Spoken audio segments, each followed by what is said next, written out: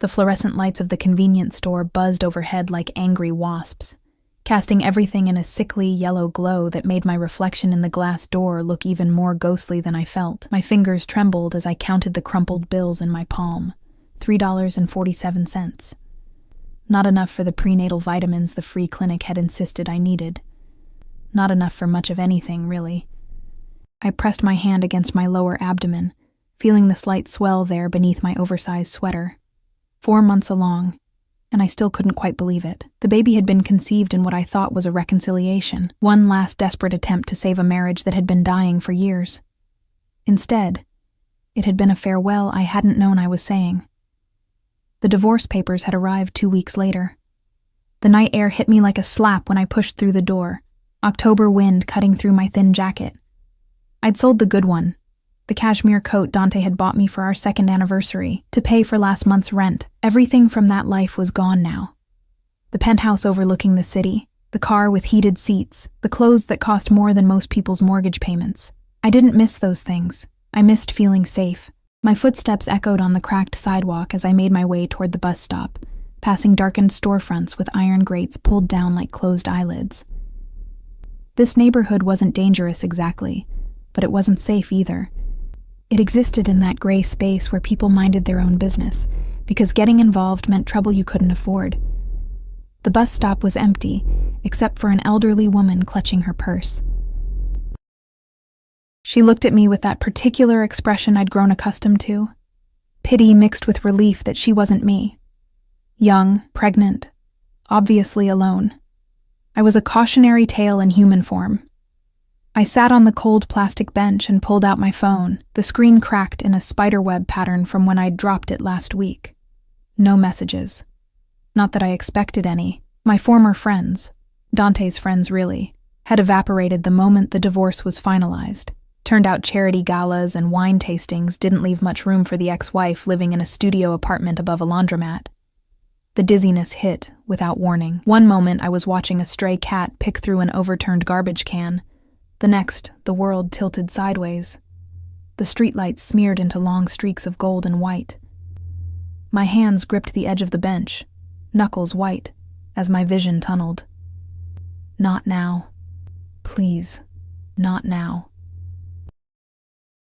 I hadn't eaten since yesterday morning, half a bagel I'd found in the break room at the diner where I waitressed. My manager had cut my hours after I'd had to sit down during a shift, dizzy and nauseous. Can't have pregnant girls fainting on customers, he'd said, like my condition was a choice I'd made to inconvenience him. The baby needed food, needed those vitamins I couldn't afford, needed a mother who wasn't failing at the most basic requirement of keeping them both alive.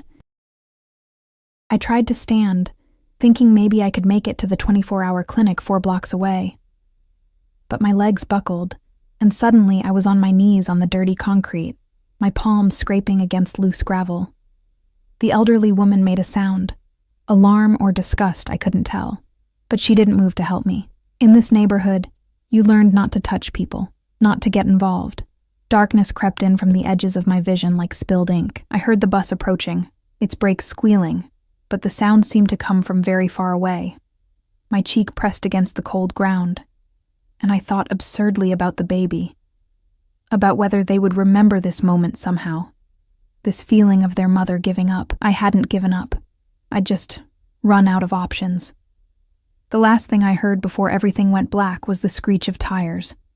Not the bus, something else, and the slam of a car door, footsteps, quick and purposeful. Then a voice, low and sharp with command, speaking rapidly in Italian. A voice I knew better than my own heartbeat, despite everything. A voice that shouldn't be here, in this neighborhood. At this hour. A voice that had said I want a divorce with such cold finality that I'd signed the papers without reading them. Strong hands lifted me, and I caught a scent that made my chest ache. Expensive cologne mixed with cigarette smoke and something uniquely him. Cedar and danger, the smell of the man I'd loved and lost. Cristo, he breathed. And even through the fog consuming my consciousness, I heard something in his tone I'd never heard before. Not in 3 years of marriage, not in the 6 months of our courtship. How long? How long has she been like this? Another voice, younger, anxious. Boss, we should get her to... I know where to take her. Move. I wanted to protest, to push away, to demand what he was doing here, how he'd found me. But my body had betrayed me, shutting down system by system. I felt myself being lifted into a car. Not just any car, but one with leather seats that smelled new, and a suspension so smooth that even in my semi-conscious state, I registered the difference from the rattling bus I'd been waiting for. The door closed with a solid, expensive thunk. An engine purred to life, not the growl of the Maserati he used to drive, but something quieter, more refined. German, probably. Through my fluttering eyelids, I caught glimpses. The back of a driver's head, broad shoulders and a dark suit, Dante beside me, his hand. Warm, calloused, bearing a scar across the knuckles from a fight he'd never explained, resting on my forehead. "Stay with me, tesoro," he murmured, and I must have been hallucinating because he hadn't called me that. Treasure, since before everything fell apart. Stay with me. I tried to tell him I wasn't his treasure anymore, that I was nothing to him, just a signature on divorce papers, and a mistake he'd corrected. But the words wouldn't come, and the darkness was so welcoming, so much easier than the constant struggle of the past 3 months, so I let go. Consciousness returned in fragments, like a puzzle assembling itself piece by piece. White ceiling, not water-stained like the one in my apartment. Soft sheets against my skin, Egyptian cotton, high thread count. The steady beep of a monitor, and voices. Low and tense, coming from somewhere to my left. "The fuck did you not tell me?" Dante's voice, but different from how I remembered it. Raw, almost desperate. "You said no contact, boss. You were very clear. She's pregnant, Marco. 4 months, the doctor said. That changes everything. With respect, you were the one who wanted the divorce. You said..." "I know what I said." A pause, heavy with things unsaid. "I thought I was protecting her, from my life, from what I do, from..." He didn't finish, but he didn't need to. I knew what he was, what he'd always been, even if he'd tried to keep that world separate from our marriage. Dante Caruso wasn't just a businessman with legitimate restaurants and real estate holdings. He was the youngest Don in the city's history, a man who controlled everything from the docks to the Diamond District, who commanded respect through fear and loyalty in equal measure. I'd known it when I married him. I'd thought love would be enough. It hadn't been. Not for him. "The baby," another voice interjected. Older, rougher. "Sal, Dante's consigliere. Is it yours?" The silence that followed was so profound I could hear my own heartbeat in the monitor's rhythm. "Yes." Dante's voice was flat, certain. "The timeline matches. There was one night, about 4 months ago, before the papers were finalized. I remembered that night, the last time he'd touched me, kissed me like he meant it. I'd thought maybe we had a chance, that the distance between us could be bridged. Instead, he'd left before dawn, and the divorce papers had arrived that afternoon by courier. "Then you have a problem, boss," Sal said slowly. "Because if this gets out, if the other families know you have a pregnant ex-wife living in a slum, vulnerable, unprotected..." "I know." The words were bitten off, sharp as broken glass. "They'll use her. Use the baby. Leverage against you." "I know." I heard footsteps, pacing, then the scrape of a chair being pulled across the floor, closer to my bed. "She looks like she hasn't eaten in days," Dante said quietly. "The doctor said she's malnourished, anemic, working herself to exhaustion." A pause. "This is my fault. You did what you thought was right," Sal offered, but there was doubt in his tone. "I did what was safe, for her. I thought if she was away from me, from this life, she could be normal, happy. Find someone who could give her the life she deserved." A bitter laugh. "Instead, I left her to starve in the dark," my chest tightened, tears burning behind my closed eyelids. He'd left me because he thought he was protecting me. The realization was a knife between my ribs, sharp and twisting. "What are you going to do?" Marco asked. Another long silence. Then, "What I should have done from the beginning, protect what's mine." She's not yours anymore, boss. The divorce is just paper. Dante's voice dropped to something dangerous, something that made the hair on my arm stand up even in my unconscious state. She's carrying my child. That makes her mine, and anyone who thinks otherwise will learn exactly what happens when you threaten a Caruso. I should have been angry. Should have been furious at the possessive claim, the assumption that I belonged to him like property. But beneath the monitor's steady beep, my heart raced with something that felt dangerously close to hope. "Get me Romano," Dante ordered. "Tell him to bring the prenup files. I need to know exactly what I signed away. And then I fix this. All of it." Footsteps receded. A door opened and closed. Then there was just silence and the sound of breathing. Mine shallow and monitored, his deep and controlled. I felt his hand close over mine, warm and careful, like I was something fragile that might shatter. "I'm sorry, Tesoro," he whispered, so low I almost didn't hear it. "I thought I was setting you free. I didn't know I was leaving you in a cage." My fingers twitched involuntarily, and his hand tightened. "Dio, you're awake. Don't try to move," the doctor said. I forced my eyes open, squinting against the soft lamplight. The room came into focus slowly. Cream-colored walls, expensive art, a window showing the city skyline lit up like scattered diamonds. Not a hospital. Somewhere private. And beside my bed, Dante. He looked like he'd aged years in the 3 months since I'd last seen him. His black hair was disheveled, like he'd been running his hands through it. His jaw was shadowed with stubble. His white shirt was wrinkled, sleeves rolled up to reveal forearms corded with muscle and marked with scars. But it was his eyes that caught me. Those dark eyes that had once looked at me with such controlled distance, now burning with something fierce and unguarded. Sophia. My name was a prayer, a curse, a confession all at once. I tried to speak, but my throat was dry. He immediately reached for a cup of water on the bedside table, helping me sit up with an arm behind my back, supporting me like I weighed nothing. The water was cool and perfect. I drank half the cup before I could manage words. "How did you find me?" My voice came out raspy, broken. His jaw tightened. "I've had someone watching you since the divorce was finalized." Anger sparked through the exhaustion. "You've been watching me?" "Protecting you," he corrected. "From a distance. Making sure you were safe." "Safe?" I almost laughed, but it came out as a bitter sound. "I've been living in a studio apartment with water damage and cockroaches. I've been working double shifts for minimum wage. I've been choosing between food and prenatal vitamins. That's your idea of safe?" Something cracked in his expression. "I didn't know. He was supposed to just make sure no one bothered you, that you weren't in danger. He never told me." He stopped, and I saw his hands curl into fists. "He'll be dealt with."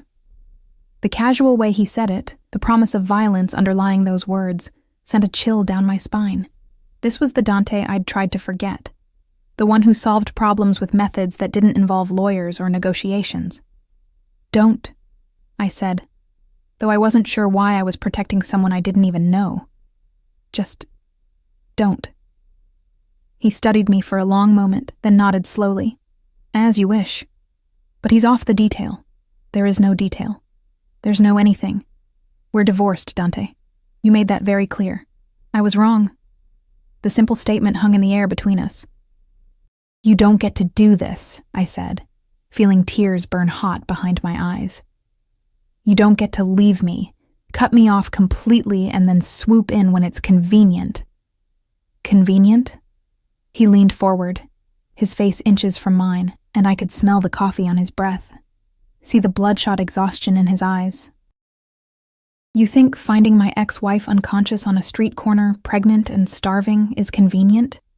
You think discovering I have a child I knew nothing about is convenient?" "I was going to tell you," I whispered. "I tried. I called your office 12 times. I sent emails. I even went to the restaurant, but your security—" "What?" The word was sharp as a gunshot. "They said you'd left instructions. No contact. That if I kept trying, you'd get a restraining order. His face went white, then red. He stood abruptly, turning away, and I saw his shoulders rise and fall with barely controlled breathing. Who? The single word was laced with violence. Who told you that? Does it matter? Who? I don't remember his name. Big guy, scar across his cheek. Cristo. Dante pulled out his phone, thumbs moving rapidly across the screen. Marco, find Tommaso. Bring him to the warehouse. No, I don't care where he is. Find him. He ended the call and turned back to me, his expression carefully controlled again. He exceeded his authority, significantly. I pulled the hospital blanket, because that's what it was, I realized. Hospital grade with monitoring equipment nearby. Higher around my shoulders. Why does it matter now? The divorce is final. I signed everything. I don't want your money, Dante. I never did.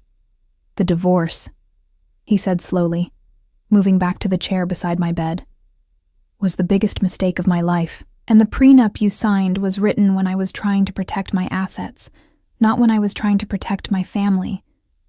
We're not your family anymore. You're carrying my child. That makes you my family, always. The possessiveness in his tone should have made me angry. Instead, it made something deep in my chest ache with longing for what we'd lost. You can't just decide that, I said weakly. Watch me. And in his eyes, I saw the absolute certainty of a man who'd built an empire through will and ruthlessness, who'd never learned to accept defeat. I was too tired to fight. Too tired to push away the warmth of his hand when he took mine again. Too tired to pretend I didn't want exactly what he was offering: protection, safety, a way out of the nightmare my life had become. But I also remembered the loneliness of our marriage, the nights he didn't come home, the smell of gunpowder mixed with his cologne. The carefully blank expression he wore when he thought I wasn't looking, like he was carrying the weight of terrible things. I can't do this again, I whispered. I can't be the wife who doesn't ask questions, who pretends not to notice the blood on your shirts or the bodies in the news. I can't raise a child in that world, Dante. I won't. His thumb traced circles on the back of my hand. Then we'll find a new way, together. But I'm not walking away again, Sophia. I can't. Not from you, and not from our child. Before I could respond, the door opened and a man in a white coat entered, followed by Marco carrying a tablet. Mrs. Caruso, the doctor said, then caught himself. Apologies. Ms. Bennett, how are you feeling? The correction stung more than it should have. Like I was hit by a truck, I admitted. You were severely dehydrated and malnourished. The baby is stable for now, but we need to monitor you both closely over the next 48 hours. I'm recommending bed rest and a carefully managed nutrition plan. Dante stood. She'll have whatever she needs. Spare no expense. The doctor nodded as if this was expected. I'll prepare the discharge paperwork for transfer to your residence. No, I interrupted. I'm not going home with him. 3 pairs of eyes turned to me. Sophia, Dante began. No, I'm not playing house in your penthouse and pretending everything is fine. I'm not... A wave of dizziness cut off my words. Dante was beside me instantly, his hand on my back, steadying me. You're not going back to that apartment, he said firmly. Not negotiable. The doctor said bed rest. You can barely sit up without nearly passing out. Then I'll find somewhere else. Where? The question was gentle but relentless. You have $3 in your wallet. No savings, no family in the city. Where exactly are you going to go that's safe for you and our baby? I hated that he was right. Hated the trap of circumstance that left me no choice but to depend on the man who'd walked away from our marriage without a backward glance. This doesn't mean we're back together, I said, hearing the weakness in my own voice. It means you're safe. Everything else. He paused. Everything else we'll figure out. The doctor cleared his throat. I'll give you two some time to discuss logistics. But Ms. Bennett does need rest, and soon. He left, Marco trailing after him with an apologetic glance in my direction. Silence settled over the room like snow. I was trying to protect you, Dante said finally. From my enemies. From the life. From me. He sat back down, elbows on his knees, head bowed. My father used to say that men like us, men in the life, we don't get happy endings. We don't get white picket fences and normal families. Everything we touch turns to violence eventually. He looked up at me, and his eyes were haunted. I thought if I let you go, you could have the life you deserved, away from the blood and the bullets and the constant threat. You didn't give me a choice, I said. You just decided what was best for me and left. I know. And I was wrong, because all I did was leave you vulnerable to different threats, poverty, hunger, the danger of being alone and unprotected. His hands clenched. When Marco called tonight, when he said he'd found you unconscious, I've never been more terrified in my life.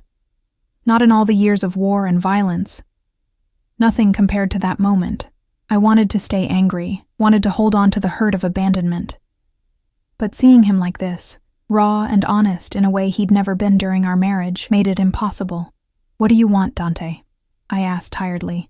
He met my eyes. I want you safe. I want our baby healthy. He trailed off, then seemed to steel himself. I want a second chance, not as the man who tried to keep you separate from his world, but as the man who brings you into it fully. No more secrets. No more protection through distance. Real partnership. You're asking me to be a Mafia wife. Actually be one, not just pretend. I'm asking you to be my wife again. To let me protect you the right way, and yes, that means knowing the truth about what I do. About the family business. About the darkness I carry, he leaned forward. But it also means never being vulnerable like this again, never worrying about money or safety, or whether you can afford prenatal vitamins. It means a life of luxury, yes, but also constant protection, security, power. And violence, I added. Don't forget the violence.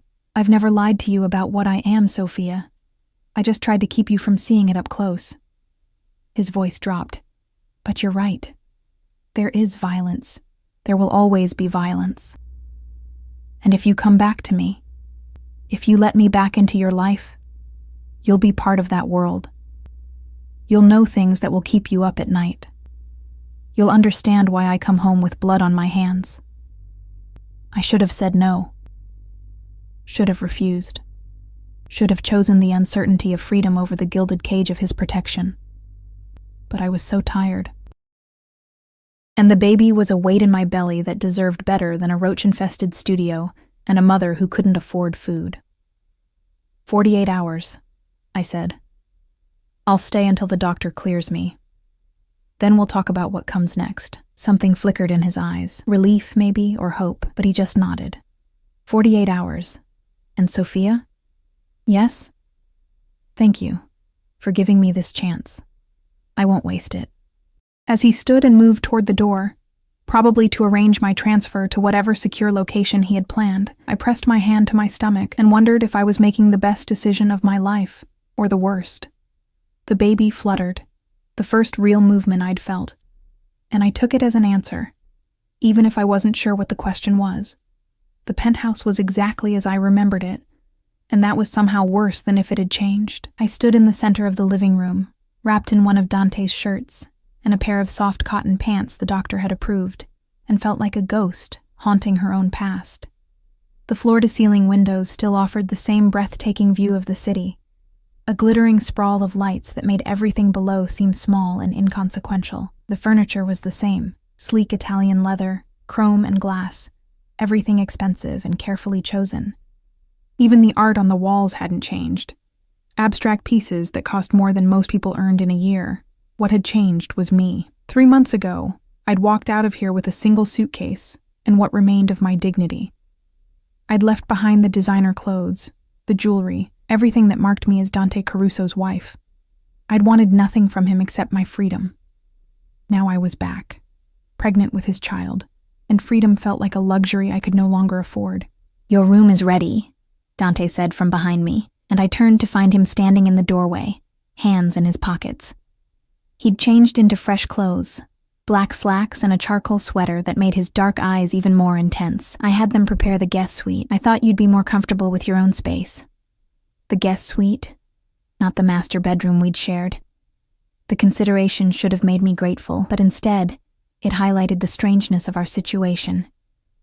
Not married, not divorced emotionally, not quite strangers, existing in some liminal space that had no name. "Thank you," I said, my voice sounding foreign in the familiar space.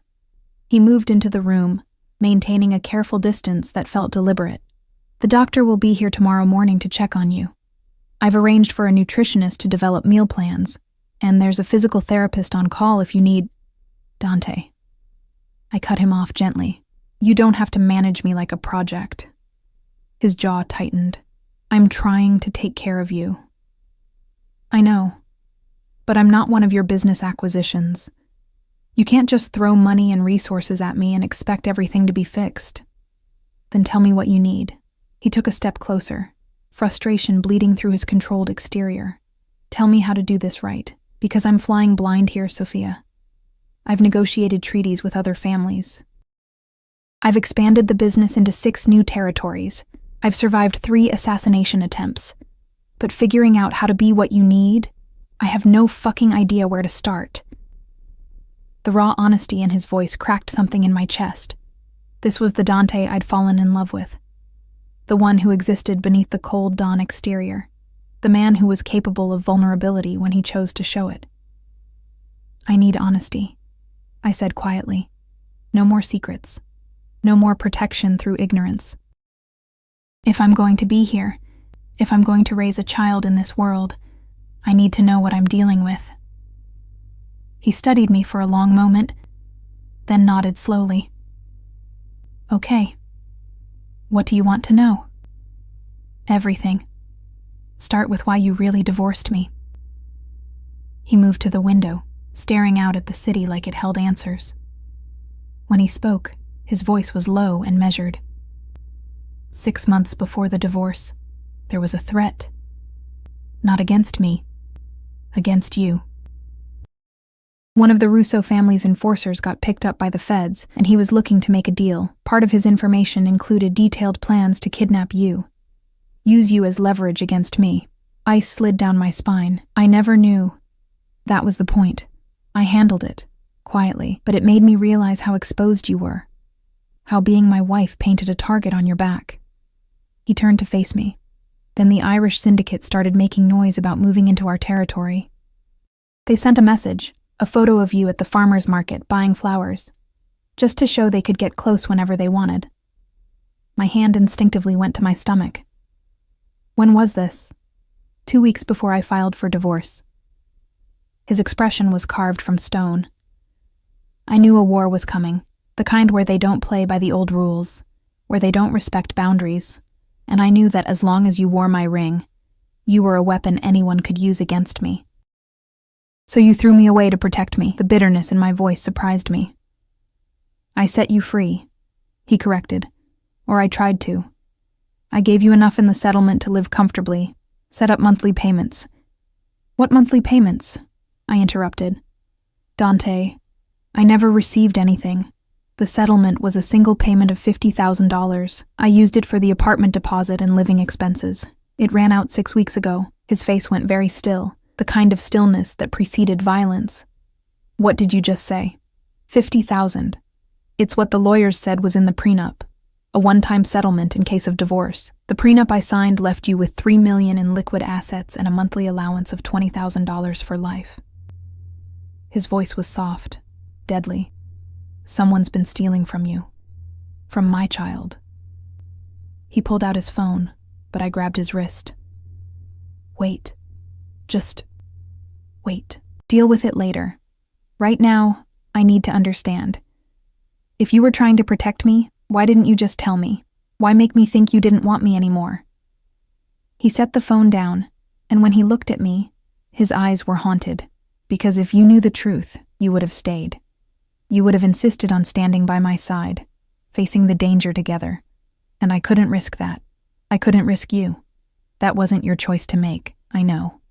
I know that now." He moved closer, close enough that I could smell his cologne, see the faint scar above his left eyebrow from a fight when he was 16. But then, all I could think about was my mother. I knew the story. Everyone in the family did. Dante's mother had been killed when he was 12, caught in the crossfire of a hit meant for his father. It had shaped everything he became, every decision he made.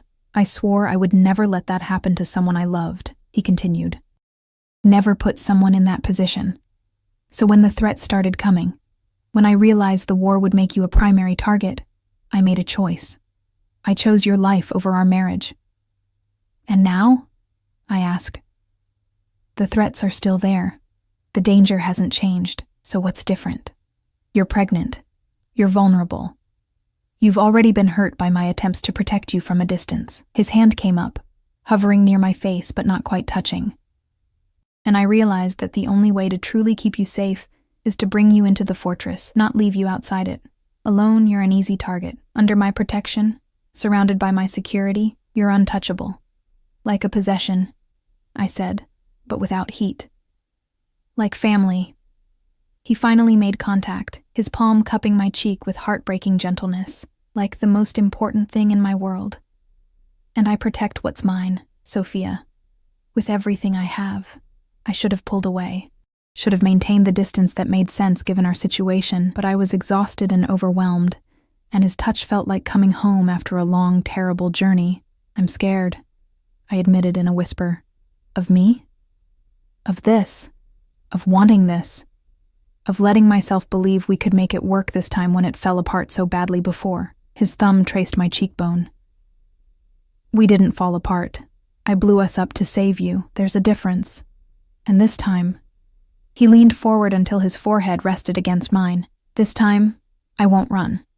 No matter what's coming, we face it together. That's my promise. The baby kicked, stronger this time, more insistent, and Dante's eyes widened as he felt it beneath his palm. Was that? Yeah. I placed my hand over his. That's your daughter. Or son. We don't know yet. Something transformed in his expression, a softening that made him look younger, almost vulnerable. Our baby, I confirmed. He sank to his knees in front of me, his hands gentle on my hips as he pressed his ear to my stomach. I stood frozen, my fingers unconsciously moving to his hair as he listened to the life we'd created together. I'm sorry, he murmured against my skin. I'm sorry I wasn't there. I'm sorry you went through this alone. I'm sorry for all of it. Tears burned my eyes. Dante, I'm going to fix this. Everything that went wrong, everyone who failed you, everyone who kept us apart, I'm going to fix all of it. He looked up at me, and his eyes were bright with unshed tears. And I'm going to be the father this baby deserves, the husband you deserved all along. I swear it. I believed him. God help me. I believed every word. The next morning, I woke to sunlight streaming through unfamiliar windows and the smell of fresh coffee. For a moment, I forgot where I was, my hand reaching across the bed for a warmth that wasn't there. Then memory returned in a rush. The penthouse, Dante. The conversation that had left my emotions in tatters. I'd slept in the guest suite, as promised, in a bed so soft it felt like floating on clouds. Someone had unpacked my meager belongings, the few clothes I'd brought from my apartment, some toiletries, and arranged them in the walk-in closet that was bigger than my entire former living space. The bathroom was a study in marble and chrome, with a shower that had 6 different settings and a tub deep enough to swim in. I indulged in a long, hot shower, letting the water pressure work out knots in my shoulders I'd been carrying for months. When I emerged, wrapped in a plush robe I'd found hanging on the door, I discovered breakfast waiting in my room. Fresh fruit, whole grain toast, yogurt with granola, and a note in Dante's precise handwriting. Doctor arrives at 10 a.m. Nutritionist at noon. Rest as much as you need. I'm in the office if you require anything. D formal. Careful. Maintaining the boundaries I'd said I needed. I ate slowly, savoring each bite. Real strawberries, not the mushy ones from the discount grocery store. Toast from actual bakery bread. Orange juice that tasted like sunshine. Food I didn't have to steal from work or ration to make last the week. The guilt came with the pleasure. How many pregnant women were struggling the way I had been? How many didn't have a Mafia Don ready to swoop in and rescue them? I was finishing my coffee when there was a soft knock at the door. Come in, I called. expecting a maid or maybe Marco with some message from Dante. Instead, a woman entered. Mid-50s, elegant in a tailored navy suit, with silver-streaked dark hair pulled back in a sophisticated bun. Her eyes, sharp and assessing, swept over me with the kind of thorough evaluation that made me suddenly conscious of my borrowed robe and shower-damp hair. "Ms. Bennett," she said in accented English, Italian, like Dante's when he was tired or angry. "I am Gabriella Caruso, Dante's aunt. We have not been formally introduced." I knew who she was. Gabriella Caruso, sister to Dante's late father, was one of the most powerful women in the organization. She controlled the family's legitimate business holdings and served as a bridge between the old world and the new. She'd been at our wedding, a silent presence in black who'd watched me with unreadable eyes. She'd also been conspicuously absent from the divorce proceedings. "Mrs. Caruso," I said, standing on unsteady legs. "I didn't know you were here. I arrived this morning. Dante called me last night with interesting news." She moved into the room with the kind of confidence that came from never being challenged. "You're pregnant. With his child. This complicates things considerably." "I'm aware," I said carefully. She studied me like I was a painting she was considering purchasing. "Are you? I wonder. Do you understand what it means to carry a Caruso heir? The responsibility? The danger?" "I'm learning." She moved to the window, looking out at the city. "When Dante divorced you, I told him he was a fool, that he was repeating his father's mistakes, trying to protect by pushing away instead of pulling close. But he is like all the Caruso men, stubborn, convinced they know best, unable to see that sometimes the greatest strength is in unity, not isolation." I wasn't sure how to respond to that, so I stayed silent. "Now you're back," she continued. "Pregnant, vulnerable, and whether you know it or not, you have become the most valuable piece on a very dangerous board. The other families will see you as weakness, as leverage, as an opportunity. Dante said he'd protect me." She turned, and her smile was sharp. "Oh, he will. He'll burn the city down before he lets anyone harm you or that child. But protection comes with a price, Ms. Bennett. It means guards following you everywhere. It means your friends being vetted. It means living in a gilded cage where even your freedom is controlled for your own safety. You're trying to scare me. I'm trying to educate you. There's a difference." She moved closer, her gaze softening slightly. "I don't dislike you, child. In fact, I rather admired you during your marriage. You brought light to Dante's life, made him remember there was more to existence than violence and vendettas, but you were sheltered then, kept separate. If you come back to him now, truly come back, you must be strong. You must understand the rules." "What rules?" "Never show weakness outside these walls. Never trust anyone outside the family completely. Always assume you're being watched, and most importantly," she paused for effect, "never let them see that you're the chink in his armor. Because the moment they know how much you matter, you become the target of every enemy he's ever made." The weight of her words settled over me like a lead blanket. "Why are you telling me this?" I asked. "Because Dante won't. He'll try to shelter you even now, to keep the worst of it from touching you. But that's how people get killed, through ignorance, not malice." She reached out, unexpectedly taking my hand. "Your family now, whether the papers say so or not. That baby makes you family. And family survives by being smart, being strong, and being united." Before I could respond, another knock sounded. Dante entered without waiting for permission, his eyes immediately finding me and then moving to his aunt with an expression that mixed affection and wariness. "Zia Gabriella," he said. "I didn't know you'd arrived. I came to meet your child's mother properly. Something I should have done 3 years ago." She released my hand and moved toward the door. "We'll speak later, Dante. There are business matters that require your attention." "Later," he agreed, and I heard the dismissal in his tone, polite but firm. When she'd gone, he turned to me. "What did she say to you?" "The truth, apparently. More than you've been willing to tell me." His jaw tightened. "She has a tendency to be direct. She said I'd be a target, that the other families would use me against you." "They would try," he corrected, moving closer. But they won't succeed. My security is the best in the city. No one gets to you without going through an army first. That's what I mean, Dante. Do you hear yourself? I need an army just to exist in your world. The baby will need an army. That's not a life. That's a prison.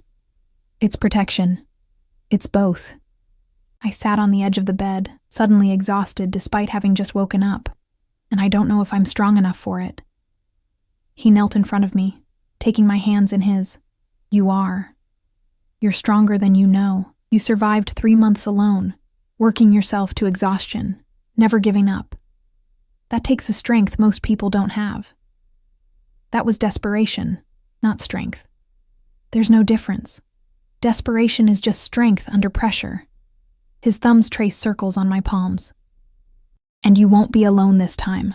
You'll have me, my resources, my family. Everything I am is yours to use, Sophia. All the power, all the protection, all the pieces on the board, they're yours. I don't want power. I want safety. For the baby. Then you'll have it. I swear on my father's grave, on everything I've built. No harm will come to our child or to you. The doctor arrived then, breaking the moment. Dr. E. Sarah Chen was young, competent, and clearly accustomed to dealing with Dante's world. She didn't flinch when 2 armed guards escorted her in, didn't question the extraordinary security measures. The examination was thorough. Blood pressure, blood work, ultrasound. Dante stood beside me through all of it, his hand gripping mine when the monitor showed our baby's heartbeat, a strong, steady rhythm that filled the room. Everything looks good, Dr. Chen said, smiling. The baby is measuring right on track for 20 weeks. You're having a girl, by the way. Congratulations. A girl. I looked at Dante and saw something I'd never seen before, tears streaming unchecked down his face as he stared at the ultrasound image. A daughter, he whispered. We're having a daughter. Dr. Chen discreetly left us alone, closing the door behind her. Dante sank into the chair beside the bed, still holding the ultrasound photo like it was made of spun glass. My father always said daughters were the greatest blessing and the greatest curse, he said softly. A blessing because they show you what unconditional love really means. A curse because you spend every day terrified that the world will hurt them. She'll have you to protect her, I said. She'll have us. He looked up at me. Both of us. Together. Say you'll stay, Sophia. Not just for 48 hours. Say you'll let me do this right. I should have asked for more time. Should have thought it through carefully. Should have considered all the implications and consequences. But looking at that ultrasound image, at our daughter's tiny profile, I couldn't imagine walking away. Couldn't imagine raising her alone when her father was right here, offering everything he had. I'll stay, I heard myself say. For her. We'll try this your way. The smile that broke across his face was like sunrise after a long, dark night.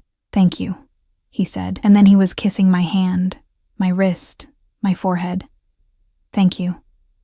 I won't let you regret this, I swear it. I hoped he was right. But a small voice in the back of my mind whispered that some promises were impossible to keep, no matter how much power you had. The days blurred together in a strange rhythm that was both foreign and familiar. Mornings brought breakfast in bed, carefully calibrated meals designed by the nutritionist to support the baby's growth. Afternoons meant doctor's appointments, phone calls with Dante's lawyers about the missing settlement money, and long stretches of enforced rest that left me restless and anxious. But it was the evenings that undid me. Dante came home like clockwork at 7, no matter what crisis was unfolding in his empire. He'd shed his jacket and shoulder holster at the door, a concession to my comfort, though I noticed he never went completely unarmed, and joined me for dinner. We'd eat at the small table by the window, talking about safe things, baby names, nursery colors, whether we should find out the sex officially or wait. We already knew we were having a girl, but he liked to pretend we were having normal conversations, making normal decisions. Like we were a normal couple expecting their first child. We weren't normal. We would never be normal. On the 5th night, reality shattered the illusion. I woke to voices, low, urgent, coming from Dante's office down the hall. The clock read 2:47 a.m. I'd fallen asleep on the couch in the living room, a book about pregnancy forgotten on my chest. Dante must have covered me with a blanket when he came home. I should have stayed put, should have gone back to sleep and pretended I hadn't heard anything. Instead, I found myself moving down the hallway, the marble floor cold against my bare feet. The office door was slightly ajar, light spilling into the darkness. I could hear Dante's voice, speaking in rapid Italian, and another man responding. Marco, I thought, found him in the usual place. He didn't even try to run. Good. Dante's voice was ice. What did he say when you told him why he was being brought in? Started begging. Said it was orders from higher up, that he was just following protocol. Whose orders? A pause. Then, he claims it came from you, boss. Said you told him to cut off all contact, to make sure she couldn't reach you no matter what. The sound that came from Dante was inhuman. Pure rage given voice. Something crashed. Glass shattering. I gave no such order. I said to watch her discreetly, to keep her safe.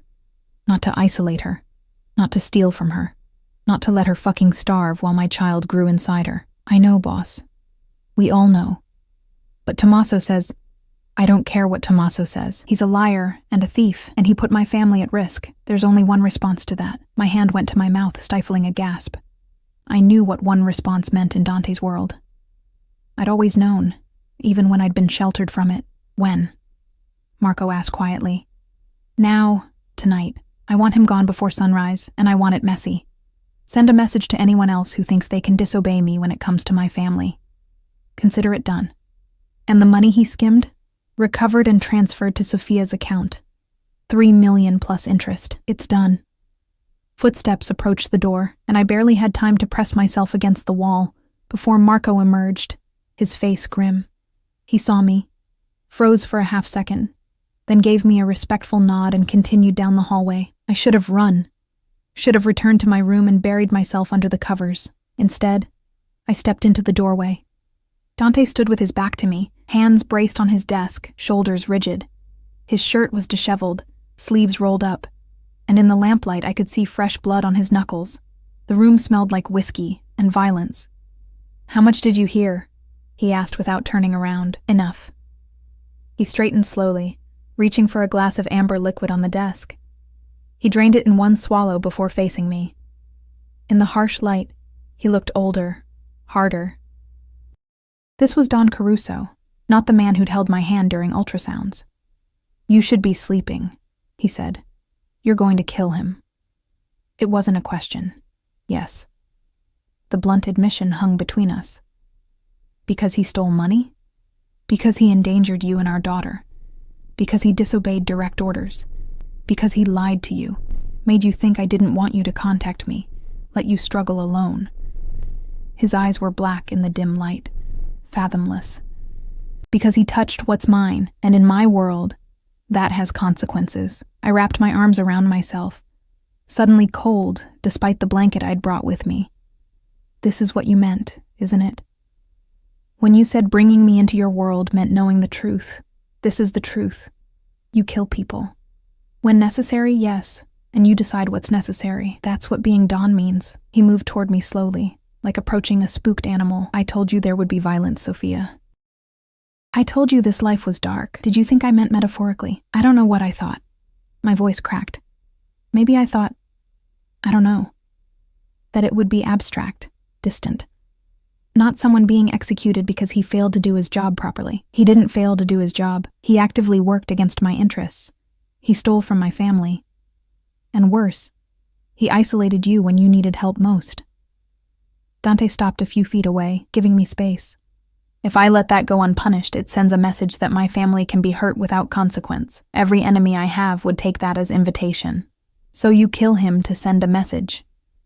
I kill him because he earned it. The message is just a bonus. I sank into the chair by the door, my legs suddenly unable to hold me. I knew. Intellectually, I knew what you were. But knowing and seeing are different things. He knelt in front of me, careful not to touch. Do you want to leave? I'll understand if you do. I'll make sure you're provided for, protected. The baby will never want for anything. But I won't force you to stay in a world that terrifies you. I looked at him. Really looked at him. Blood on his knuckles from hitting something or someone. eyes hard with the weight of command, jaw set with the certainty of a man who'd made peace with violence long ago. This was who he was, who he'd always been, and despite everything, despite the horror of what I'd just learned, I didn't want to leave. "I'm scared," I admitted. "You should be. Fear keeps you alert, keeps you safe. I'm scared of you, of what you're capable of." Something flickered in his expression. Pain, maybe, or regret. "I would never hurt you. Never. You and our daughter are sacred to me, Sophia. Everything I do, every order I give, every decision I make, it's all to protect what we're building. By killing people, by eliminating threats, there's a difference. Is there?" I leaned forward, searching his face. "Help me understand, because I want to stay. God help me. I want to believe we can make this work, but I need to understand how you reconcile it. How you can be the man who cries at ultrasounds and the man who orders executions in the same night." He sat back on his heels, considering. When he spoke, his voice was measured, thoughtful. "My father used to say there are two types of men in this world, sheep and wolves. Sheep live hoping the wolves will leave them alone. Wolves survive by being stronger, faster, more ruthless than anything that threatens their pack." He paused. "I'm a wolf, Sophia. I always have been. But being a wolf doesn't mean being mindless or cruel. It means protecting what's yours by any means necessary. It means understanding that sometimes violence is the only language your enemies understand. And Tommaso was an enemy? Tommaso betrayed the family, betrayed you. In my world, there's no greater sin." I thought about the months of hunger, the fear, the loneliness, about standing in that convenience store counting crumpled bills and wondering how I'd feed my baby, about the crushing weight of abandonment I'd felt, thinking Dante had cut me off so completely I couldn't even beg for help. Tommaso had done that, had kept me in poverty and fear while stealing the money meant to support us. "I don't know if I can condone it," I said slowly. "The killing, the violence. But I understand it. Or I'm trying to. That's all I ask. Understanding. Not approval." He finally reached out, his clean hand cupping my face. "I'll never ask you to become someone you're not. Never ask you to pull a trigger or give the orders. But I need you to trust that when I do these things, it's not from cruelty or ego. It's from necessity, from the responsibility of keeping our family safe. Our family." The words settled around us like a promise and a prophecy. "What happens now?" I asked. "After Tommaso? Now we move forward. I have the lawyers working on annulling the divorce. Turns out fraud in the settlement agreement gives us grounds. We'll remarry quietly, quickly. I want my ring back on your finger before you start showing significantly." "Remarry." I tested the word. "You're sure?" "I've never been more sure of anything." His thumb traced my cheekbone. "You're mine, Sophia. You've always been mine. The divorce was just a piece of paper I used to lie to myself, to pretend I could keep you safe by keeping you away. But I can't. The only way forward is together." I should have protested, should have insisted on more time, more certainty.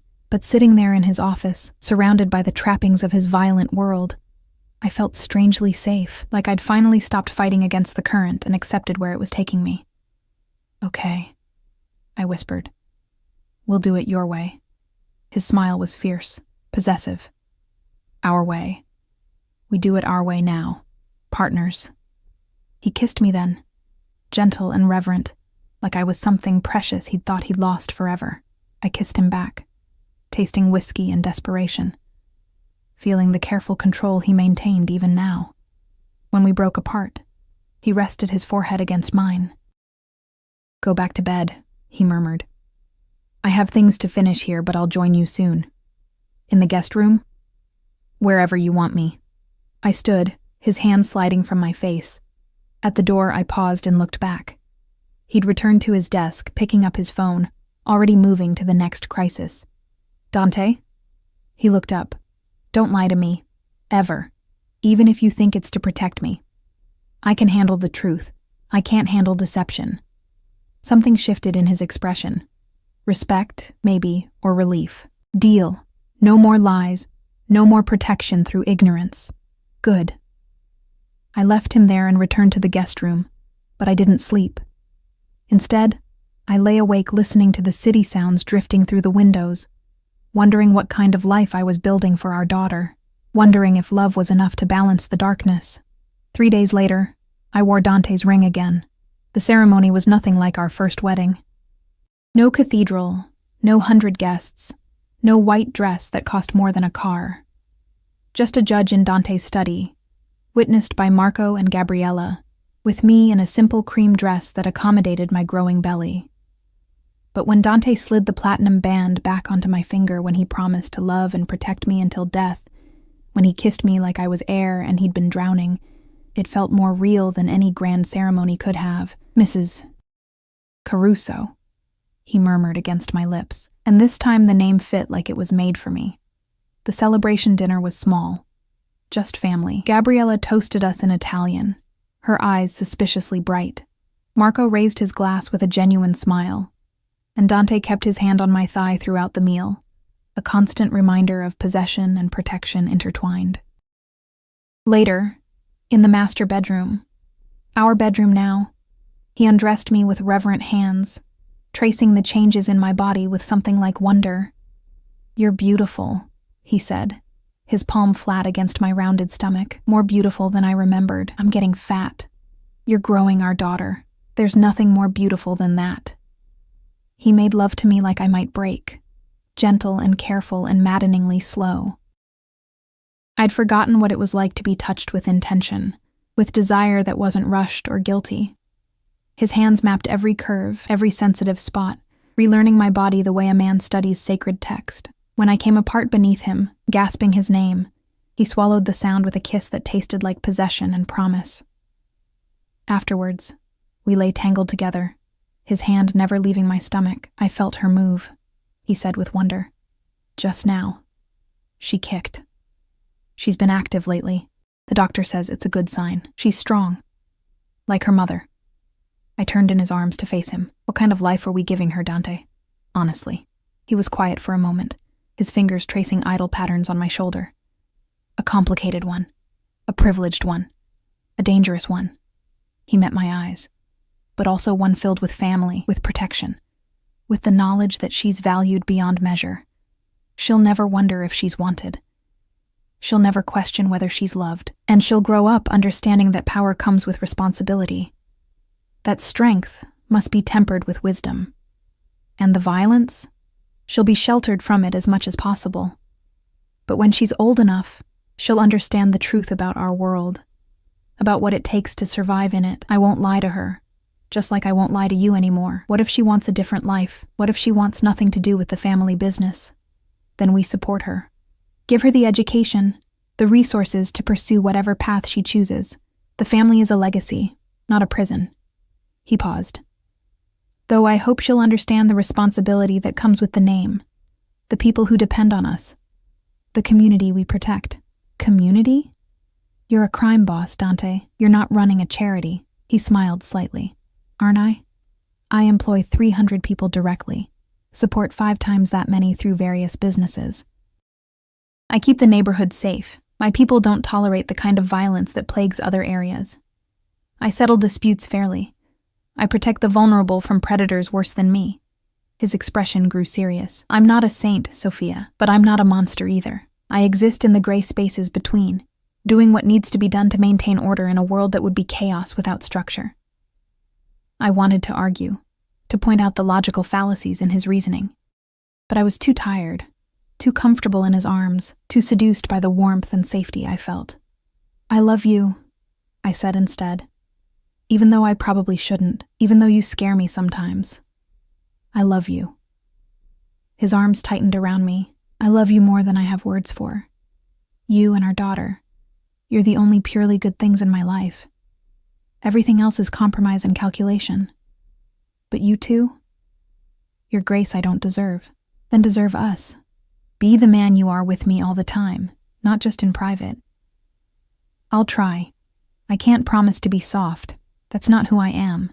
But I can promise to be fair, to be just, to use the power I have to protect rather than just to punish." It was the best promise I could hope for from a man like him. We fell asleep like that, wrapped around each other, his hand protective over our daughter, even in unconsciousness. The next morning, I woke to an empty bed and the smell of coffee. A note on Dante's pillow read, "Emergency meeting. Back by noon. Guards are outside if you need anything." I stretched, feeling the pleasant ache of well-used muscles, and smiled despite myself. Whatever complicated, dangerous life we were building, at least we were building it together. The smile faded when I padded into the kitchen and found Gabriella sitting at the island, reading a newspaper and sipping espresso. "Good morning, nipote," she said, using the Italian word for niece. "Sleep well?" I did, thank you. I poured myself decaf coffee, another pregnancy sacrifice, and joined her at the island. "Is everything all right?" Dante mentioned an emergency meeting. "The Moretti family is making noise about territory disputes, nothing that concerns you directly." She folded the newspaper and studied me over her cup. "You look different. Happier." "I am. I think. It's complicated. Love always is. Especially in this family." She set down her cup. "I wanted to speak with you about something important. About your role now that you're Dante's wife again."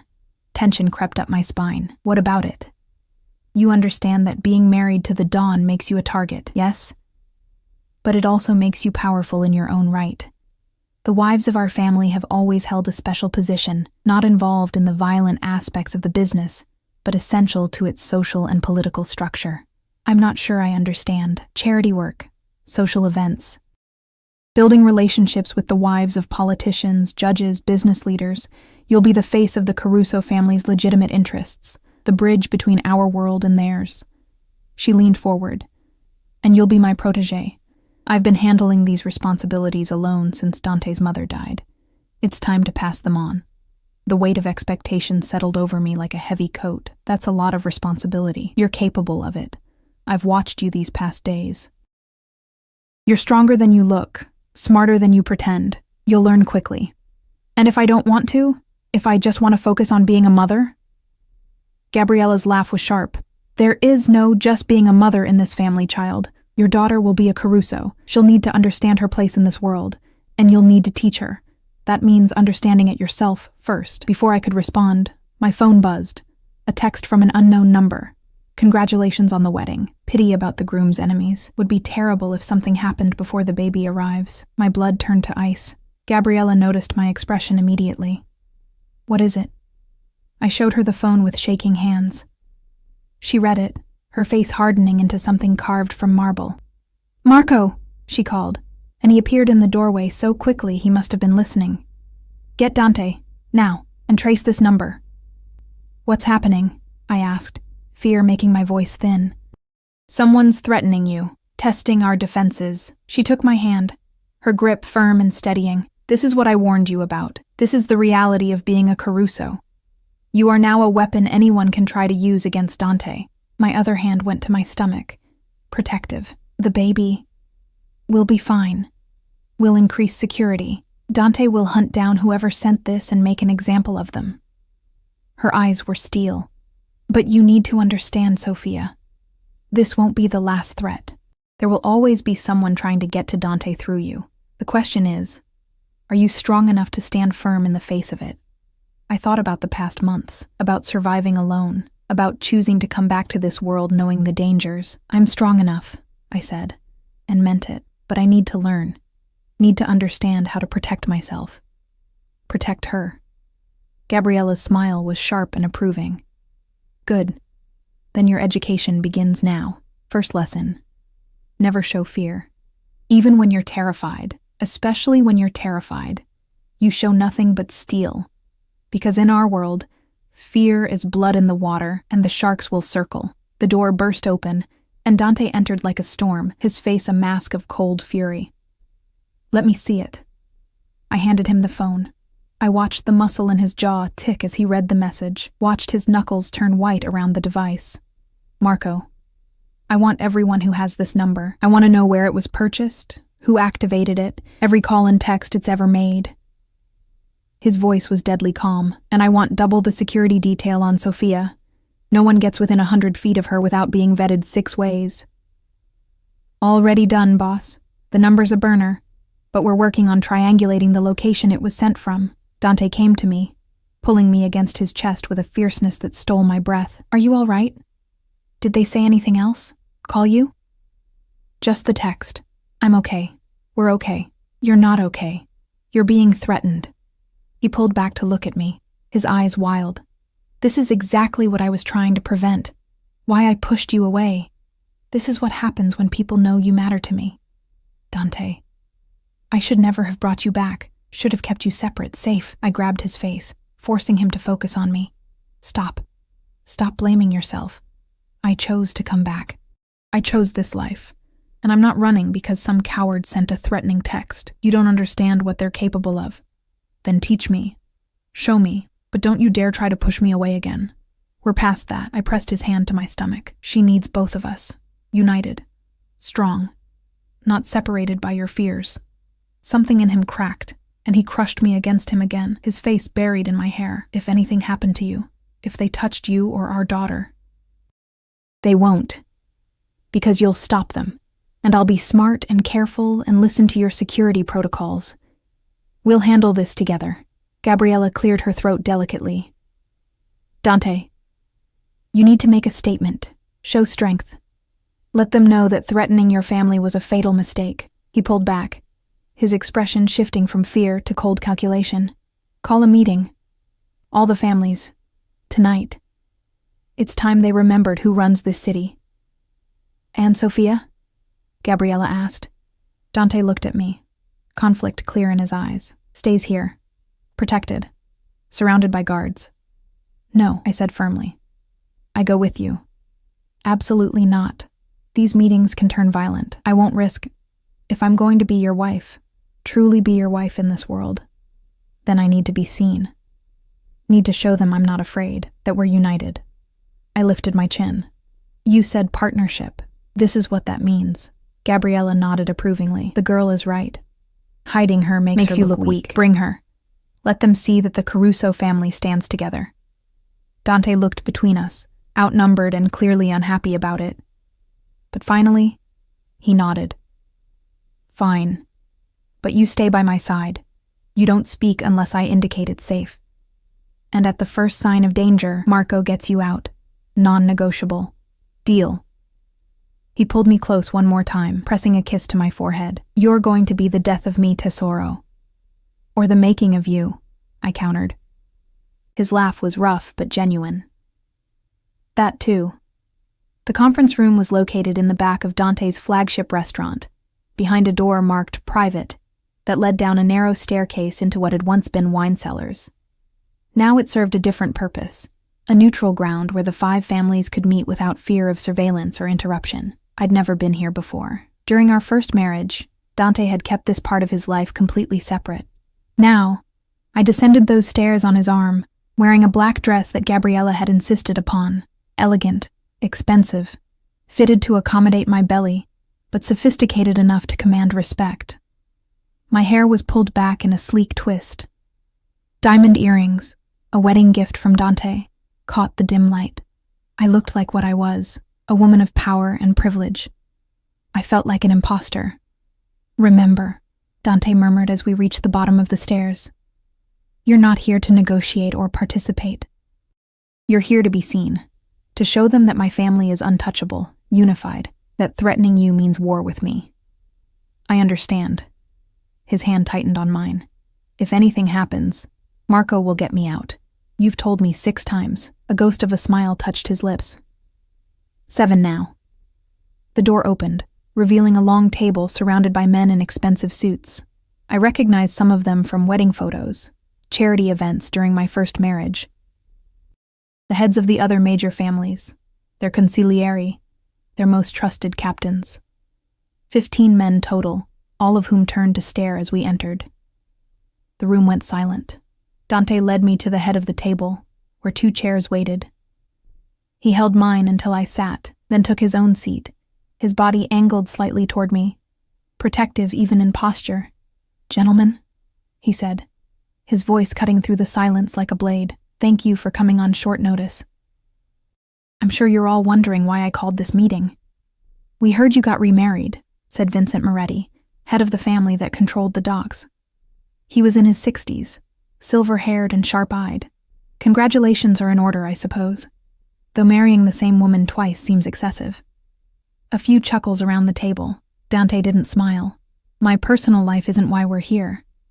This morning, my wife received a threatening text message. Someone felt it appropriate to make veiled threats against her and our unborn child. The atmosphere shifted immediately. Several men shifted in their seats. Others exchanged glances. That's unfortunate, said Anthony Russo, younger than the others, ambitious. But surely you don't think anyone at this table. I think, Dante interrupted, his voice dropping to something deadly, that someone in this room either sent that message or knows who did. And I'm here to make something absolutely clear. My family is off limits, completely, untouchably, off limits. We've always respected those boundaries, Vincent said carefully. You know that, Dante. We don't target families. We're not animals. Then explain this. Marco stepped forward, placing a tablet on the table. The threatening message was displayed, along with technical data I didn't understand. The number was purchased using an account linked to one of the Moretti dock operations. The message was sent from a cell tower in your territory, Vincent. Vincent's face darkened. That doesn't mean... It means someone in your organization threatened my wife, my pregnant wife, my daughter. Dante's voice was still calm, but I could feel the violence coiled beneath it like a snake ready to strike. Now, I'm going to give you the benefit of the doubt. I'm going to assume this wasn't sanctioned by you, that someone acted independently, stupidly. So I'm offering you a chance to handle this internally, find who did it, and deliver them to me. You have 48 hours. And if I refuse? Vincent's pride was showing. If I tell you to handle your own security problems? Then I assume you sanctioned the threat, which means you declared war on the Caruso family, and we both know how that ends. The tension in the room was thick enough to choke on. I kept my expression neutral, my hands folded in my lap, every muscle screaming at me to run. You can't threaten the entire Moretti family over a text message, Anthony Russo interjected. That's an overreaction, Dante's eyes cut to him. Is it? Tell me, Anthony, if someone threatened your wife, your children, what would you do? Would you consider it an overreaction to protect them? Anthony's jaw tightened. He had 3 children, all young. The point landed. This isn't about a text message, Dante continued, addressing the room. This is about respect, about the lines we don't cross. My wife is not a piece in your games. My daughter is not leverage. They are sacred. And anyone who forgets that will learn exactly how far I'm willing to go to protect what's mine. He stood, and I rose with him automatically. His hand found the small of my back, steady and possessive. 48 hours, Vincent. After that, I start making examples. And I promise you, you won't like how I choose to illustrate my point. We turned to leave, and I felt every eye in the room tracking us. My heart hammered against my ribs, but I kept my chin up, my steps steady. Gabriella's words echoed in my mind. Never show fear. We were halfway up the stairs when I heard Vincent's voice. Dante. Wait. Dante stopped but didn't turn around. Yes. You have my word. If someone in my organization sent that message, I'll find them, and I'll deliver them personally. See that you do. We continued up the stairs and out through the restaurant. The evening crowd was in full swing. Couples at candlelit tables, the sound of laughter and clinking glasses. Normal people living normal lives, oblivious to the violent negotiations happening beneath their feet. The car was waiting outside, Marco at the wheel, 2 additional SUVs full of security flanking us. Dante helped me into the back seat, then slid in beside me. The door closed with a solid thunk, sealing us in. For a long moment, neither of us spoke. Then I started shaking. Hey! Dante pulled me against him immediately. You're safe. You did perfectly. You were incredible. I thought, when that Anthony guy challenged you, I thought it was going to turn violent. It might have, if you weren't there. But they're not going to start a war in front of a pregnant woman. It's bad optics, even for them. His hand stroked my hair. You gave me leverage just by being present. Reminded them all that this isn't abstract, that my family is real, human, deserving of the protection they demand for their own. Vincent will really find who sent the message? He will. Because if he doesn't, I'll dismantle his organization piece by piece until I find the person myself. And he knows I'm capable of it. I pulled back to look at him. And then what? When you find them? His expression hardened. Then they face the consequences of threatening a Caruso. There's no ambiguity in my world, Sophia. No second chances for something like this. You make an example, or you invite more attempts, more death, more justice.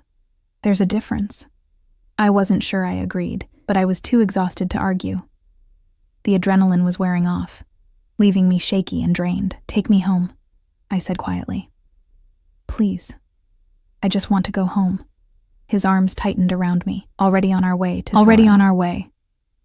The next day brought a different kind of terror. Nursery shopping.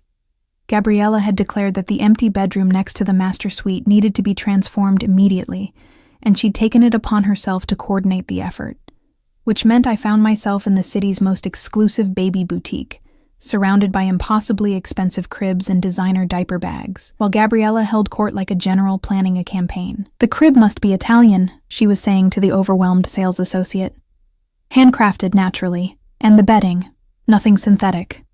Only organic cotton with at least an 800 thread count. For a baby, I interjected weakly. Who will spit up on it? Gabriella waved this away. A Caruso baby. There's a difference. I caught Dante's eye across the showroom where he was examining a rocking chair, with the intensity most men reserved for cars. He gave me a sympathetic smile but didn't intervene. Coward. My phone buzzed. A text from an unknown number. Did you really think he could protect you? You're already dead. You just don't know it yet. The boutique spun around me. The phone slipped from my nerveless fingers, clattering on the polished floor. Dante was beside me instantly. What? What is it? He picked up the phone, read the message, and his face went absolutely white. Then red. Then settled into something I'd never seen before. Pure, incandescent rage. Marco. The word was a whip crack. Get her to the car. Now. Full lockdown protocol. Dante. Now. Arms surrounded me. Not Dante's, Marco's, and I was being hustled toward the exit. Behind me, I heard Gabriella's sharp voice. Dante's snarled orders into his phone. The boutique erupted into controlled chaos. The car was running, door open. Marco practically lifted me inside, throwing himself in after me. The door slammed. We were moving before I could process what was happening. Where are we going? I managed. Safe house, boss's orders. You'll stay there until the threat is neutralized. What about Dante? He's handling it. Marco.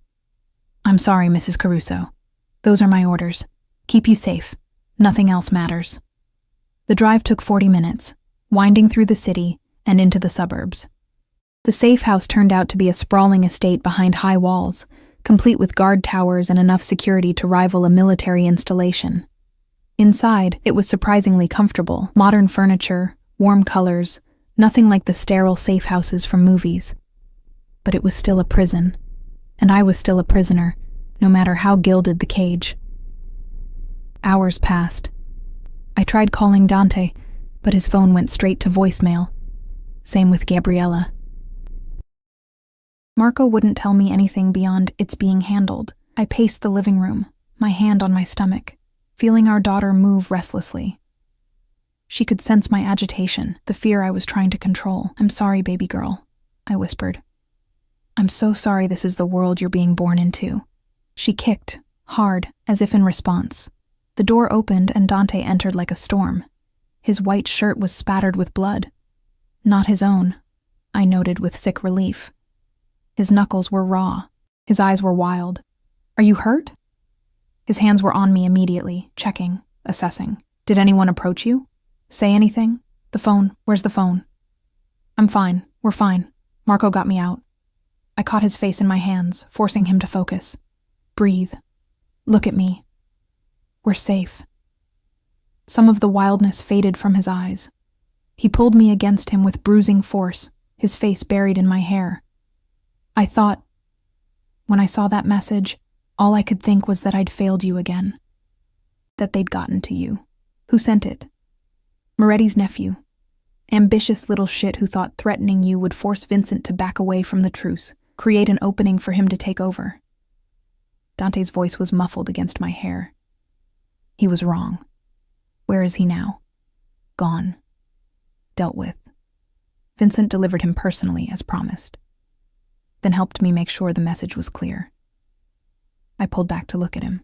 You killed him. Yes. Just like that. Just like that. His eyes were hard, unapologetic. He threatened my wife, my daughter. There's no debate, no trial, no second chances for that. There's only one response, and I delivered it. I should have been horrified, should have pulled away, demanded he leave, told him I couldn't live like this. Instead, I felt a dark, primal satisfaction. He'd protected us, removed the threat, done what needed to be done. Okay, I said quietly. He blinked. Okay, you protected your family. I don't like it. I understand, but I understand. Something shifted in his expression. Relief mixed with wonder. You're not afraid of me? I'm terrified of you, but I also trust you. Those things can coexist. I touched his blood-stained shirt carefully. Go clean up. You're scaring the baby with all that blood. His laugh was surprised and genuine.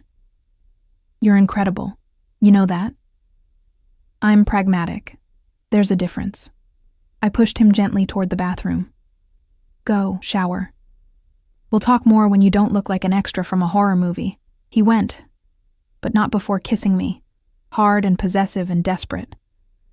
While the shower ran, I sank onto the couch and finally let myself feel the fear I'd been holding back. My hands shook. My breath came in short gasps. The baby kicked anxiously, responding to my distress. This was my life now. Threats and violence and blood on white shirts. Security details and safe houses and watching my husband kill to protect us. I should have run. Should have demanded to leave, to find somewhere safe and normal. But where was safe when you carried a Caruso heir? Where was normal when the man you loved was a Mafia don? Dante emerged from the bathroom in clean clothes, his hair damp, the blood washed away. He came to me immediately, pulling me against his chest. We're leaving the city, he said quietly. For a while, until things settle. I have a property upstate, completely secure, off the grid. You'll be safe there. We both will. What about your business? Marco can handle things, Gabriella too. Right now, nothing matters except keeping you and our daughter safe until she's born. His hand splayed across my stomach. I won't risk either of you. Not for power, not for pride, not for anything. How long? As long as it takes. Months, if necessary. We'll come back when I'm certain every threat has been eliminated, every loose end tied up. He tilted my face up to his. I know it's not what you wanted. I know you're scared. But I'm not giving anyone another chance to hurt you. I thought about the cramped apartment, the loneliness, the fear of those months alone. Then I thought about this, being surrounded by guards, living in hiding, but safe and protected and with Dante by my side. Okay, I said again. We'll go. But Dante? Yes? When we come back, I want this threat eliminated, permanently. I want to be able to raise our daughter without fear, without constantly looking over our shoulder. Can you promise me that? His eyes were dark with determination. I promise. By the time we return, anyone who even thinks about threatening the Caruso family will remember what happened to those who tried. We'll have peace, Sophia. Whatever it costs, we'll have peace. I believed him. And that scared me more than the threats, more than the violence, more than anything else. Because I knew what whatever it costs meant in his world, knew what he was willing to do, what lines he was willing to cross. And God help me, I was willing to let him. We left that night, driving north in a convoy of 3 armored vehicles. The property was 3 hours away, nestled in the mountains where cell service was spotty, and the nearest neighbor was 5 miles away. The house was beautiful, a modern lodge with floor-to-ceiling windows overlooking a pristine lake, surrounded by forest. Inside, it was warm and comfortable, with a massive stone fireplace and furniture that invited you to sink in and stay a while. It was my father's retreat, Dante explained, as we stood in the living room, watching the sunset paint the lake in shades of gold and crimson.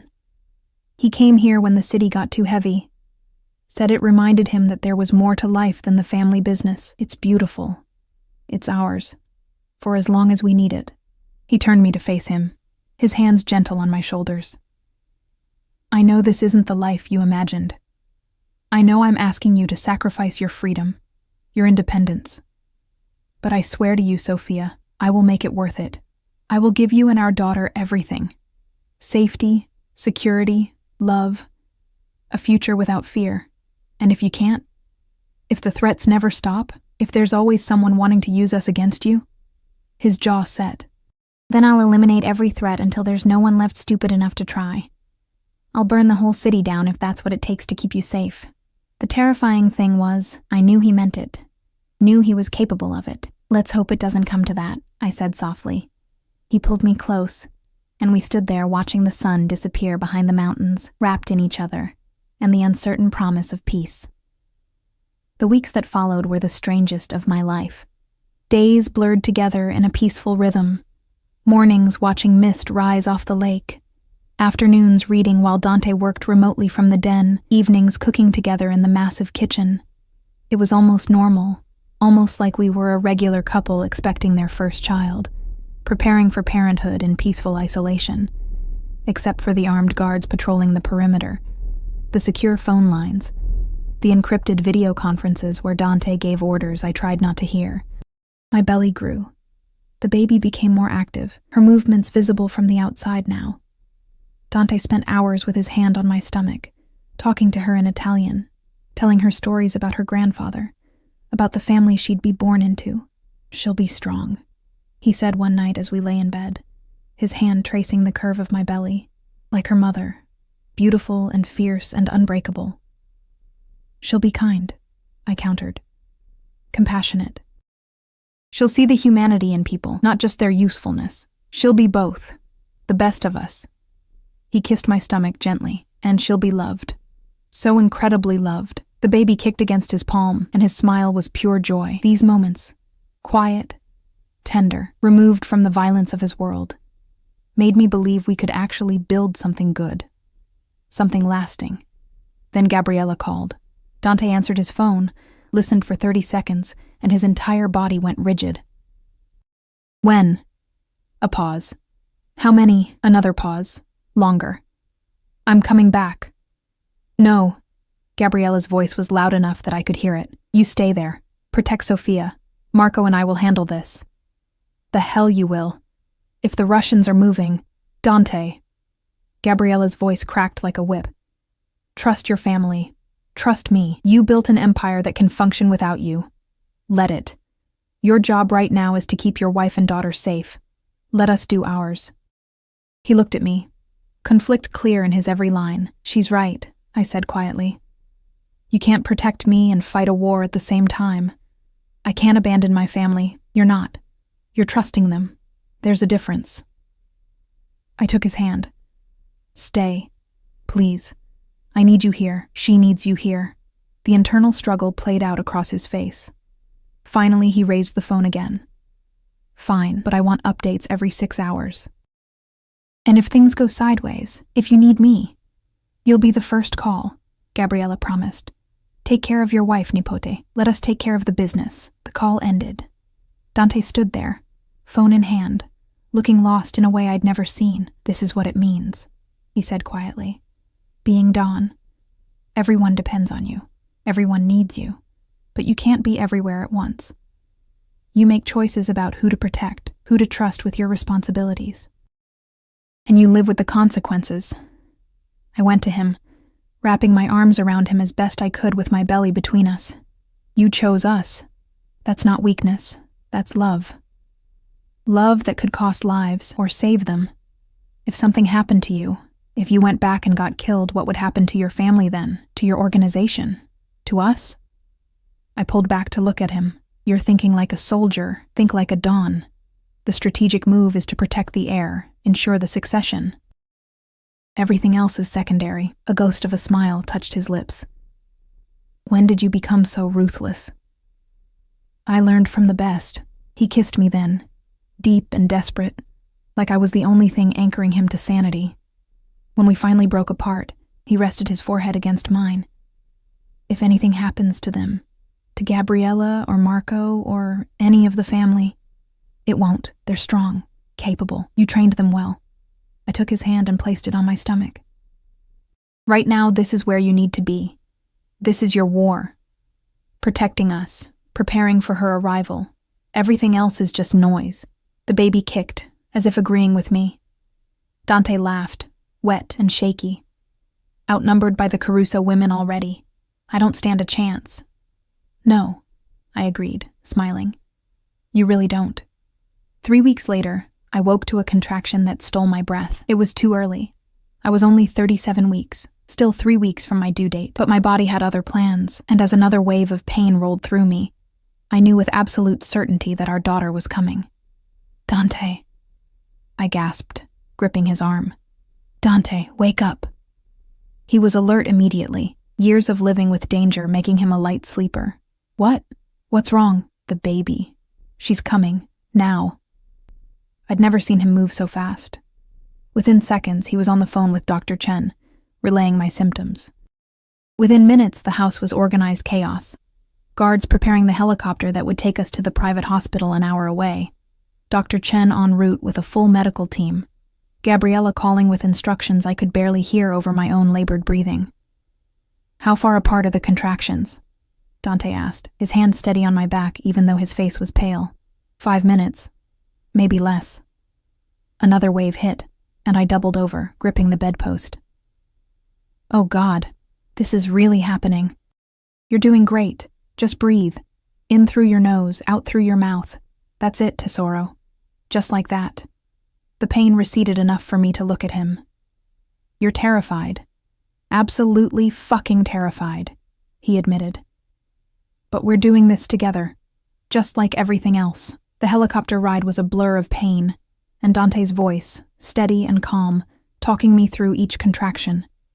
The pilot flew like he was being chased, and maybe he was.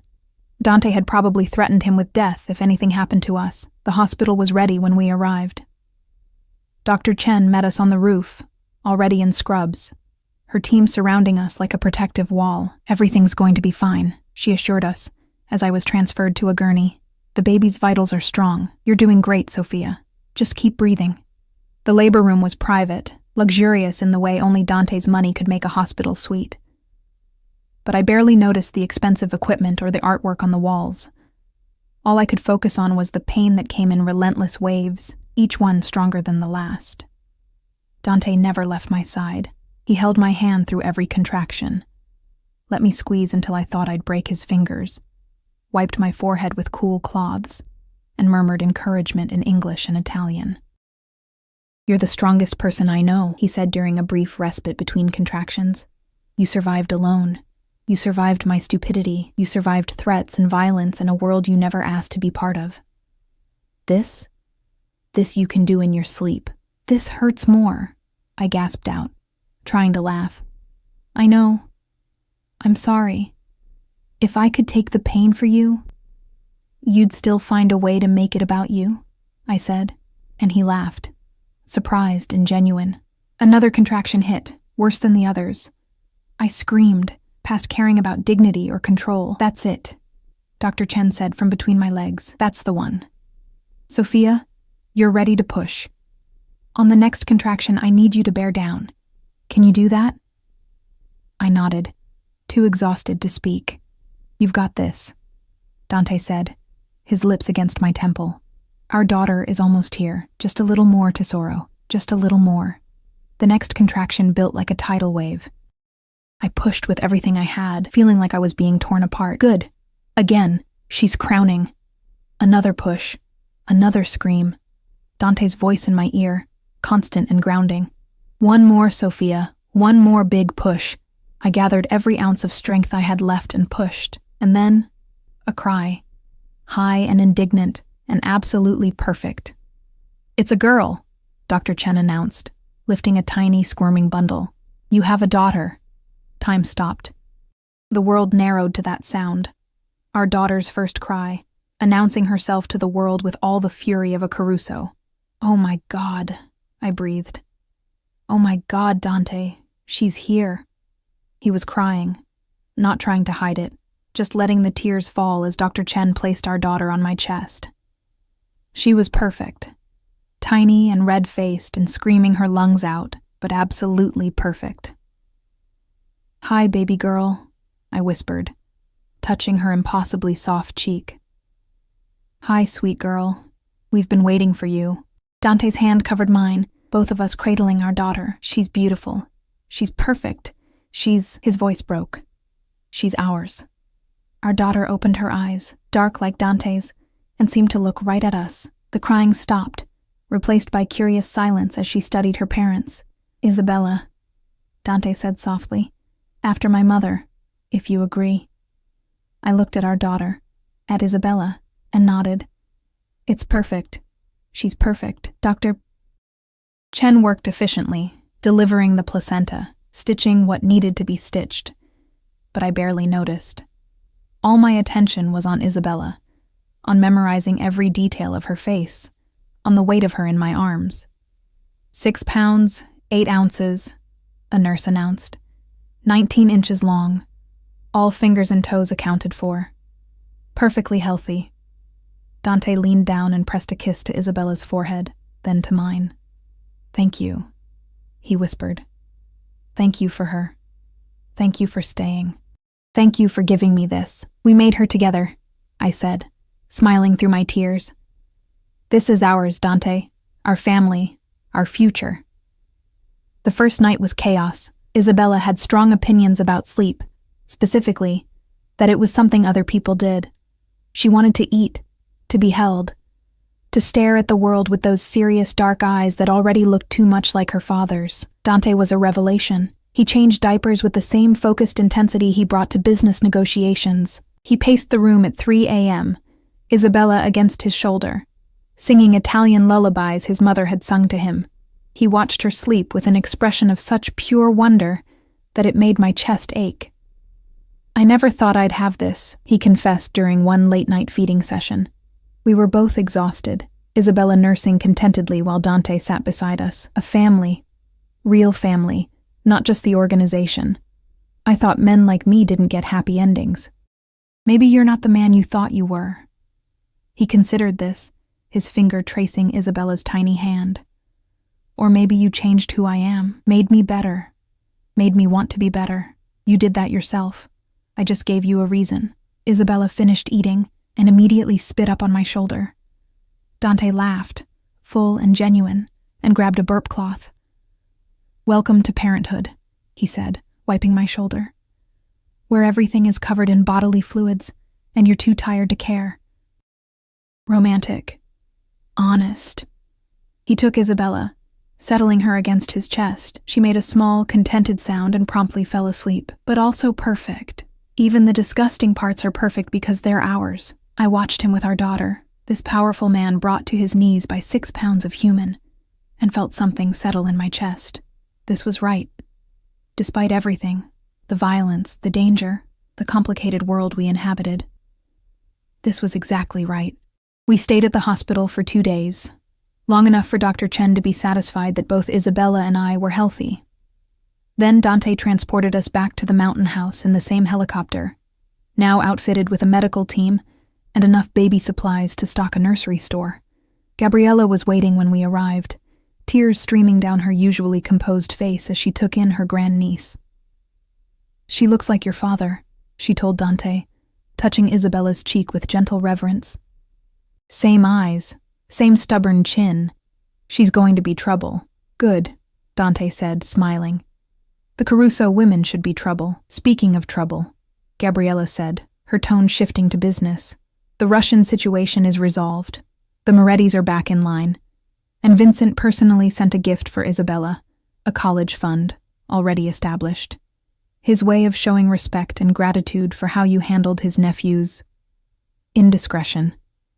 How generous of him, Dante said dryly. It is, actually. He's put $3 million into it. Gabriella smiled slightly. Word has spread that threatening a Caruso child is a death sentence. Literally, we haven't had a single incident in 3 weeks. You created peace through fear, Nipote. just like your father." Dante's expression darkened. "I'm not my father. No. You're better, because you have something he never did. A family worth protecting, and the wisdom to know when to step back from the front lines." She looked at me holding Isabella. "She's made you stronger. Both of them have. Don't forget that." After Gabriella left, Dante and I settled into our new reality. Days were consumed with feedings and diaper changes and the 1,000 small crises that came with a newborn. Nights were broken by Isabella's needs, by her cries that sent both of us stumbling from bed. It was exhausting. It was overwhelming. It was also the happiest I'd ever been.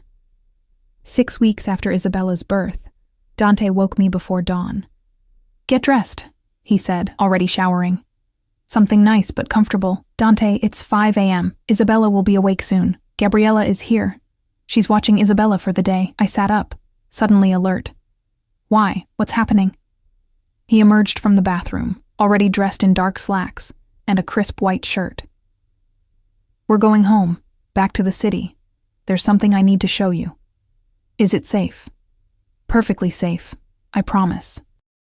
The drive took 3 hours, Isabella sleeping peacefully in Gabriella's arms while we left.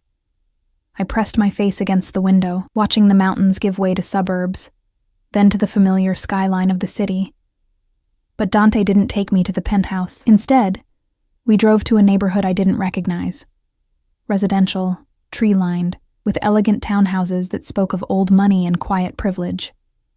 We stopped in front of a beautiful brownstone with a small garden and flower boxes in the windows. "What is this?" I asked. "Our new home." He helped me out of the car, leading me up the front steps. "I bought it last month, had it completely renovated." He unlocked the door and led me inside.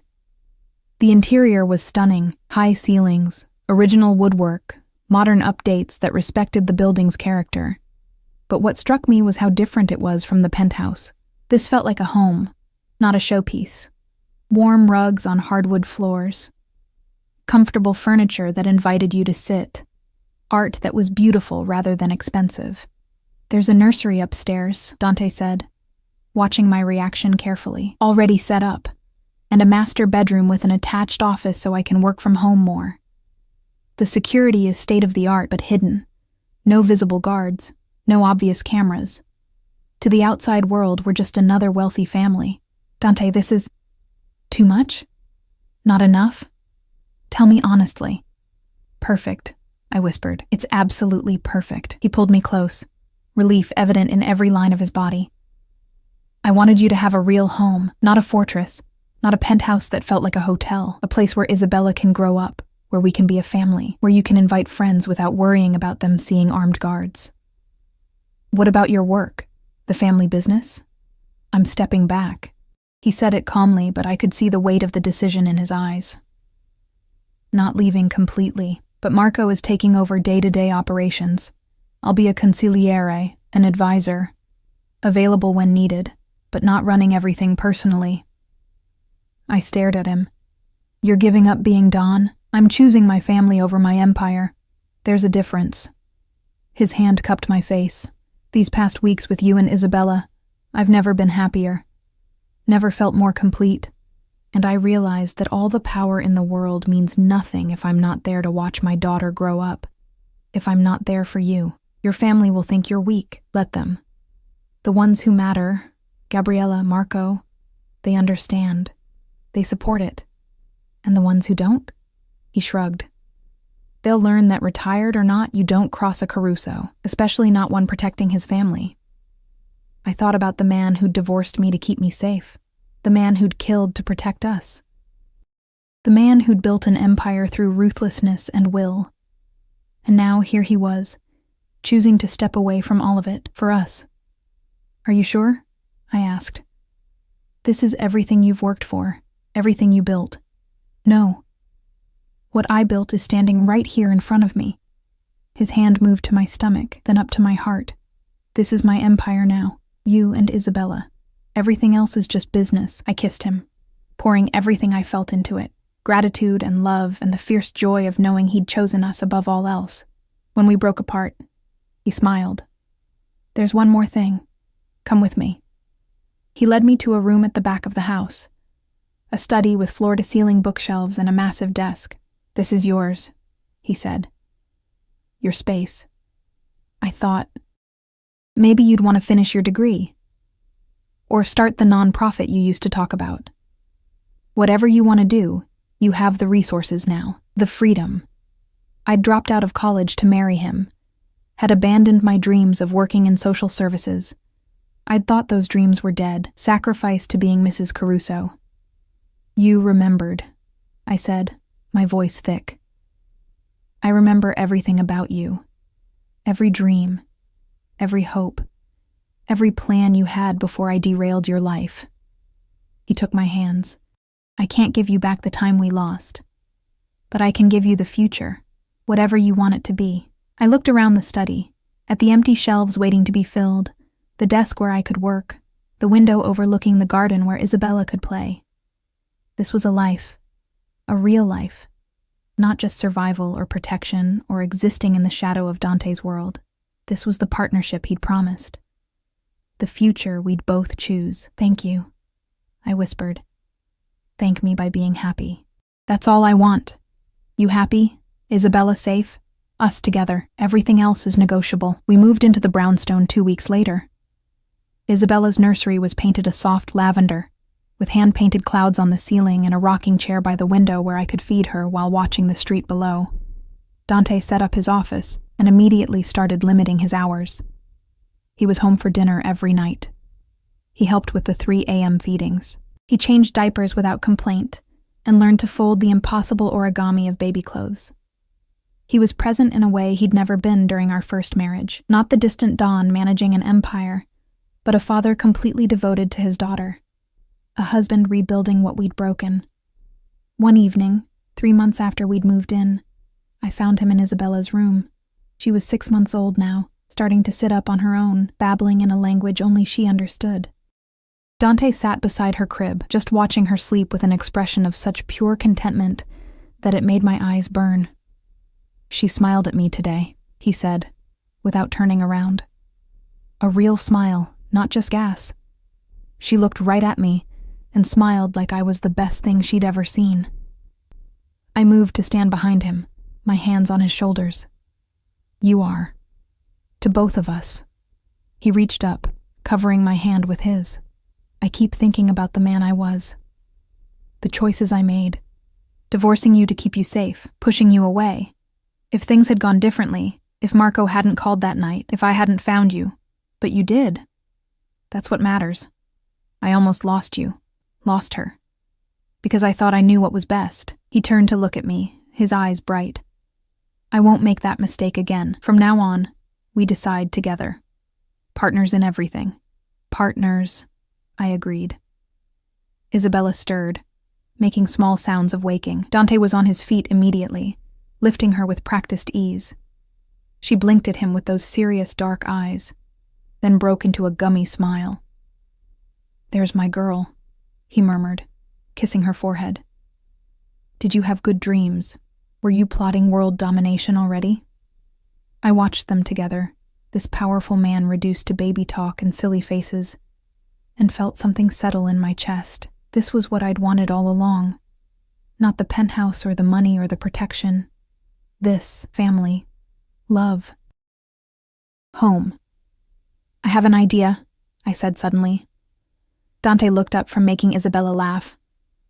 "What kind of idea?" "The nonprofit. I want to focus it on helping pregnant women in crisis, the ones who slip through the cracks, who end up like I was, alone, struggling, not knowing where to turn." His expression softened. "That's perfect. What do you need?" "Funding, office space, maybe some connections to hospitals, clinics." I paused. "And I want to do it legitimately. No family favors, no leveraging your name. This needs to be separate from that world." "Agreed.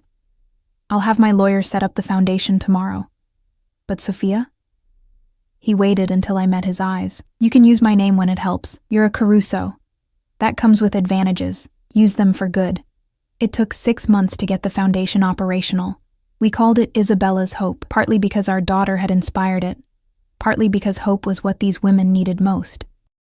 We helped dozens of women that first year, provided prenatal care, housing assistance, job training, connected them with resources they didn't know existed, gave them the support I desperately needed during those dark months alone.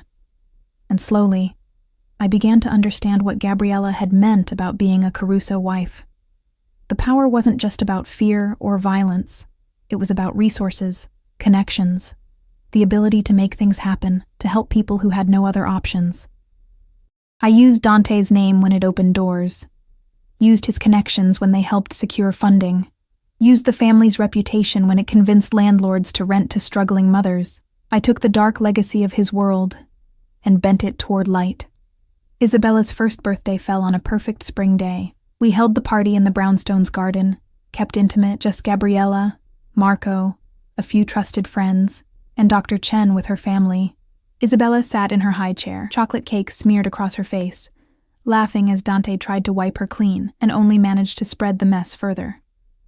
"You're making it worse," I said, laughing. "I'm trying. She keeps moving." "Amateur," Gabriella said, taking over with practiced efficiency. Within seconds, Isabella was clean and happy, reaching for her grandmother with chocolate sticky hands. Marco approached me, holding a glass of wine I still couldn't drink.